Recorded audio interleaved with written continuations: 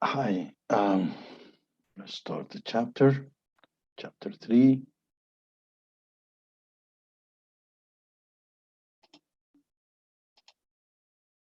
Chapter 3 is about contingency approach to leadership.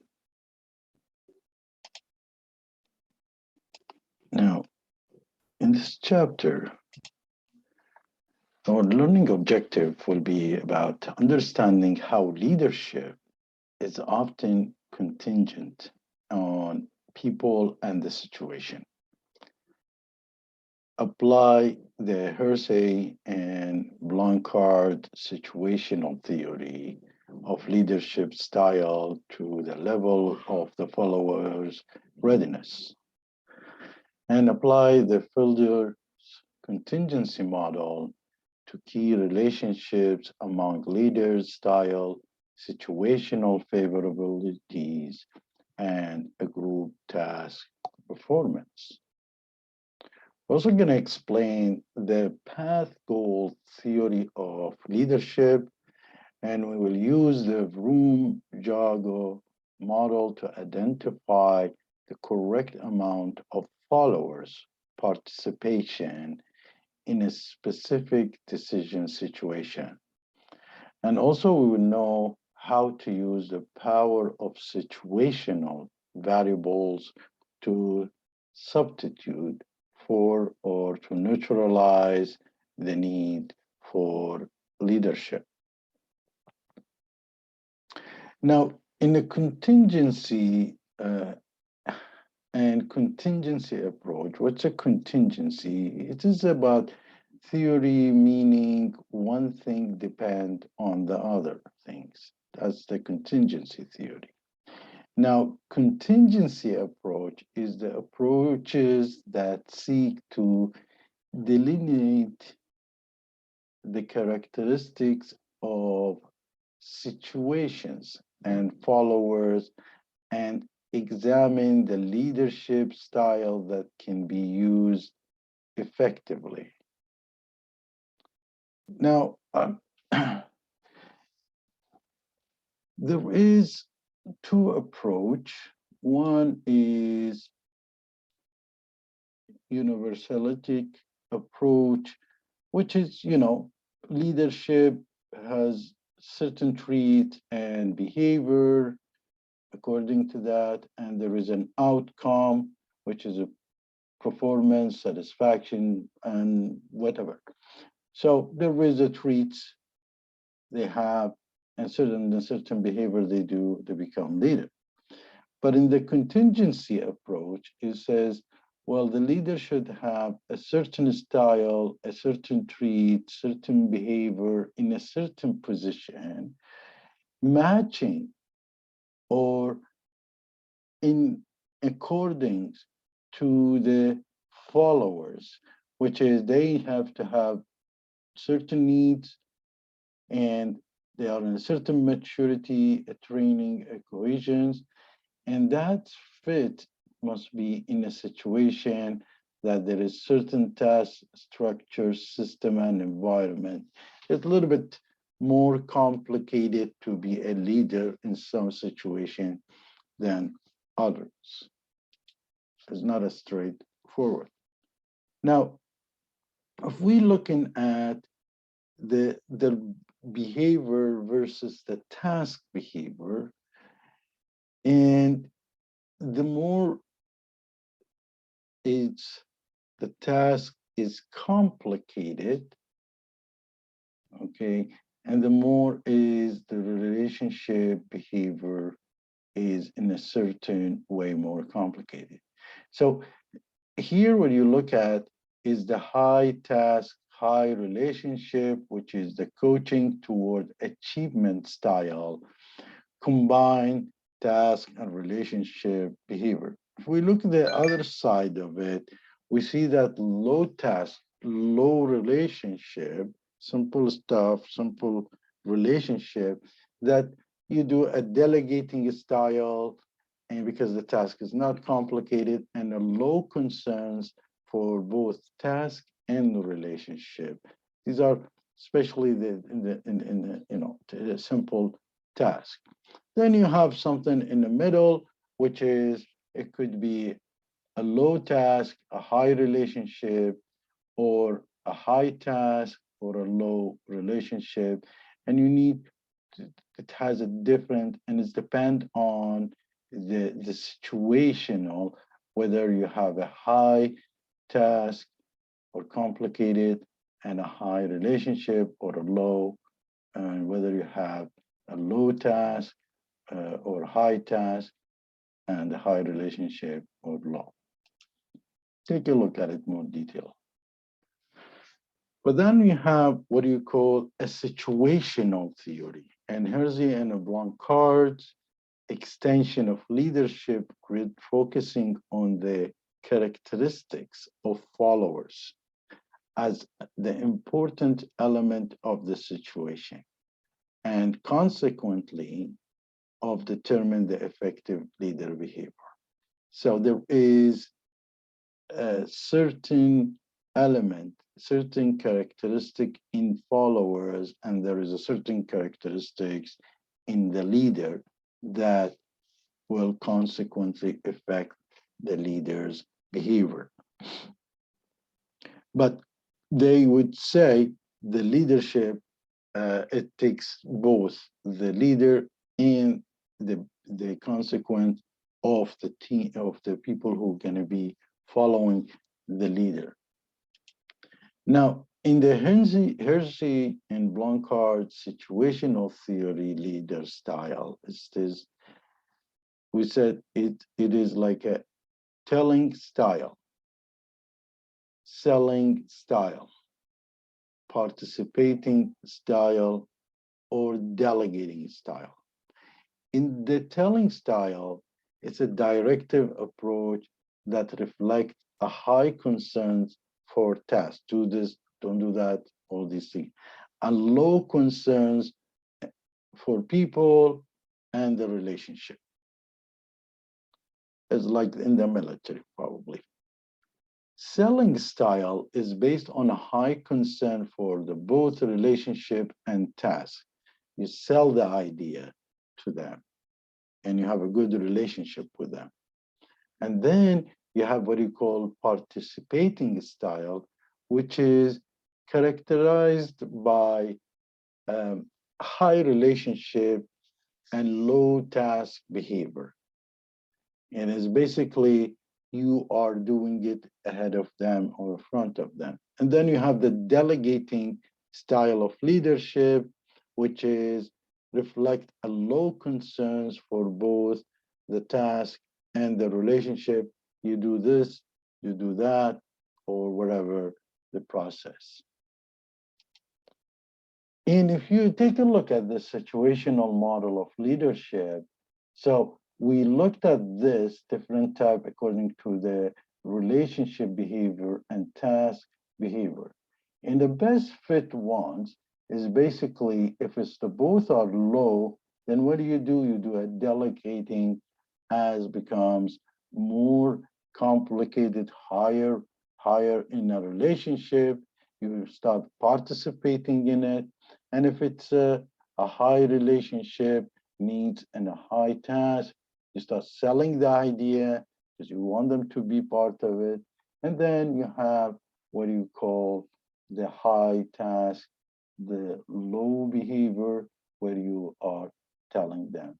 If you look at what's happening in the militaries, you probably kind of in the beginning, probably if it's it's a safe no war, you might have some delegations, but as things is happening seriously and your military is losing the war, then you might have, telling them a style. Even in the sports, they do the same approach. So the leadership, it changed. So the situational theory, it's about, we said, is about follower readiness. In the follower readiness, you might have a people who have a low readiness, which is use the telling leader style. So they're not ready and you have to tell them, do this, do that. And then you have what you call the moderate readiness. And in the moderate readiness, you use the selling leader style. They're not very ready, so you need to get them excited about it. And then you have the high readiness, the team that wants to follow you, whatever you want to, which is then you use the participation leader style, and then you have perfect team. You do the delegating, just you do this and delegate everything without going on the task, how they're supposed to do it or what part of the task it's supposed to. It's a delegating leadership. Now, we said in earlier in the filter contingency model is a little bit different. It's a model designed to diagnose whether a leader is a task-oriented or a relationship-oriented and match the leader style to the situation. So it might be a task-oriented and becomes a leader, has a leader style, and or a relationship oriented. That's the Filder's contingency model for leadership. And the styles there, we said that in a relationship oriented leadership is mostly concerned with the people establish mutual trust and respect and listen to employees. In the task-oriented leadership, it's motivated by the task accomplishment and provides a clear direction in performance standards. The measure with the least preferred coworker skills, you do that also.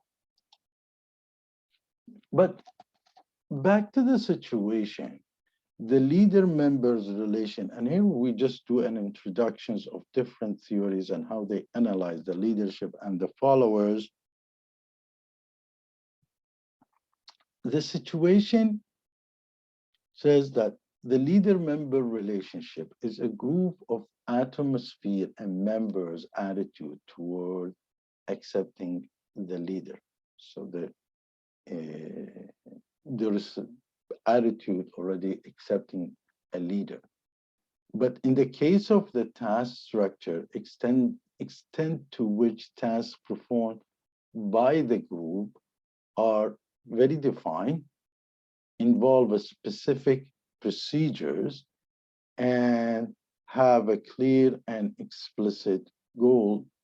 And then you have what you call the position power, its extent to which the leader has formally authority over the subordinate. In this situation, it's a different relations happen to have a successful leadership.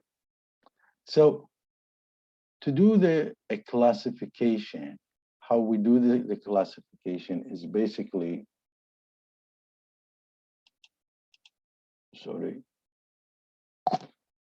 the highly favorable situation, the moderate situation, and unfavorable. The highly favorable situation is a task-oriented leaders is more effective. And the moderate favor is a relationship leaders is more effective. And if it's a highly unfavorable situation, they don't favor the situation of leadership, the task-oriented leader is more effective. So in both cases, the task-oriented leaders is in the highly favorable and in the highly unfavorable are there, but which is moderate, favorable, then they do that. So this is the further classification, how a leader style fits the situation. Now, there is the path goal theory. It's a contingency approach to leadership in which the leader's responsibility is to increase the subordinate motivations by clarifying the behavior necessary for a task accomplishment and rewards. So he clarifies the path for them in a way to get to the goal. And the path goal, the leader's role in the path goal models, you can have it you do the both simultaneously, which is clarify the path and increase the reward. And you clarify the path, what you do is your leader define what followers must do to attain work outcomes. Leader clarifies followers' work role, and followers has increased knowledge and confidence to accomplish that outcome. On the other hand, you increase the rewards, which is the leader learns followers' needs, first of all. Then the leader match the followers' need to rewards if work outcomes are accomplished, and the leader increase the value of work outcome for followers. So these all have to work hand to hand together, the green and the orange, the second part and third, these part together. In the result, the followers, what will happen, followers display the increased effort and motivation if these both effective. And then the organizational work outcome are accomplished. Now, in a leader behavior issue, we said the leader has certain behavior, should behave in this certain way. There is what you call a supportive leadership. It's when you shows, the leader shows a concern for subordinate well-being and personal needs. Leader's behavior is open, friendly, and approachable, and the leader creates a team climate and the treats subordinate as equal. The directive leadership is different than supportive leadership. In the directive leadership, tells the subordinate exactly what they are supposed to do. The leader behavior includes planning, making schedules, setting up performance goals and behavior standards, and stretching to rules, improving their adherence to rules and regulation. In the leader behavior, there's other type is participated leadership. And here where he consult with the subordinate about the decision. Leaders' behavior include asking for opinions and suggestions, encouraging the participants in the decision making and meeting with the subordinate in their workplace. And the other kind is achievement-oriented leadership. And this when he sets a clear and challenging goal for subordinate leaders, behavior stress, says highly quality performance and improvement over the current performance. You might look at yourself and see which one you are mostly behaving, but sometimes you might be geared toward other type. You might be a participative leadership, but in some situation you might be, or another group, achievement-oriented leader, have a leadership. Now, so situational contingency is the personal characteristic of a group member. Ability and skills and needs and motivations. In the work environment, that degree of task structures, nature of formal authority system, and work group itself. This is a good one that you need to take a look at it and understand straightforward. It says, in this situational, followers are lack of self-confidence. What the leader behavior is becomes, it has to be a supportive. And once the leader behavior is supportive, the impact on the followers increase the confidentialities and confidence to achieve the work. and then the increase effort improve the satisfaction and the performance. In this situation, it's what the followers are all about and what's the behavior of a leader does. Let's look at the ambiguous job or look at the lack of job challenges. Here, where the leader behavior is puts achievement-oriented leadership because it's a lack of job challenges. He puts an achievements to do, a goal set up for them, and set and strives for a high goals. In a case, for example, ambiguous job, nobody knows, not clear for their jobs, the situation, in this situation, then the leader becomes more directive through clarifying the path to reward. And the last one is, we said, the participative leadership, which is if the situation there is an incorrect reward. So the leader behavior should be a participative leadership through clarifies to the followers needs to change the rewards. And this way, the outcome should improve satisfaction and performance. So it's basically based on the situation, the leader's behavior, which one is more effective to do. Now, we said the Vroom Jago contingency, we'll talk about it in the beginning. It's a contingency model that focus on varying degrees of participative leadership and how each level of participation influence the quality in the accountabilities of decisions. So how much they participate, the leaders will influence the accountabilities for that leader and the quality of that decision. This is says the situational factor shape the likelihood that either a participative or autocratic approach will produce the best outcome. So the situation will determine what type of behavior that the leader will do, whether it is a participative or autocratic.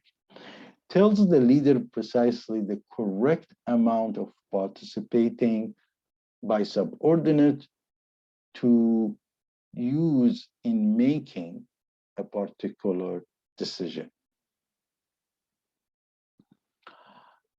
So that's the five leaders' decision styles. And then we said that it depends on the area of influence by leaders or area of freedoms for the group. The more freedom the group, the less influence by the leader.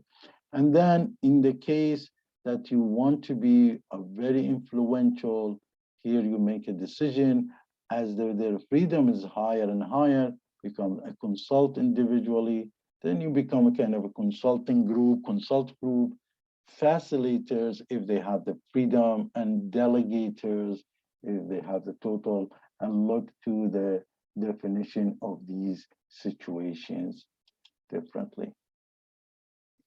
But there is some question that you need to analyze to find your situation, how to lead. First of all, is the decision significant? You need to see how significant is this decision for the project or the organization. And that can help you to delegate that decision, or you take it under your umbrella, for example. The other thing that you need to diagnose is importance of commitment. How important is subordinate commitment to carrying out the decision? So first, how significant is this decision for the project organization? Second, how important is subordinate commitment to carrying out the decision? Then the leader's expertise. What is the level of the leader expertise in the relation to the problem? And likelihood of commitment If the leader were to make the decision alone, would subordinates have a high or a low commitment to the decision? So these are the questions that you need to analyze and diagnose in order for you to come up with what kind of a leaders, whether autocratic, or as we said, or decide, consult a group, facilitate, or degree. The other question that you need to look at it is a group support for goal. What is the degree of subordinate support for the teams or organization objective at the stake in this decision? How will they support you? And the goal expertise, what is the level of the group members' knowledge and expertise in relationship to this problem? And do they understand the goal? The team competence, how skilled and committed are the group members to working together as a team to solve the problem. These are issues that you need to answer or analyze in order to go which style you want to do in this. Now, when you're selecting a decision style, it can be a time-saving based model used when the decision has been made immediately. And one of the things that's always I use, if I have to make the decision immediately, what I say, leave the dead person as the way he is. That's people will understand that no need to change anything. Make the same decision. Now, another selecting a decision style is you need a development-based model, which is when it's important to develop the thinking and the decision-making skills of followers. Let them think about it, make a decision, and come up with the conclusion. The substitute for leadership. So now here selecting a decision style, what's the substitute for a leadership? The substitute means situational variable that makes leader unnecessary or redundant. You can do it and you don't need a leader for that. And neutralizers is situational characteristics that counteract the leadership style and prevent the leader from displaying certain behavior. So let's say people are in a very noisy place, that might be a kind of a neutralizer. You cannot speak with them, for example, direct them or give them an advice. So that's the end of the chapter. Thank you.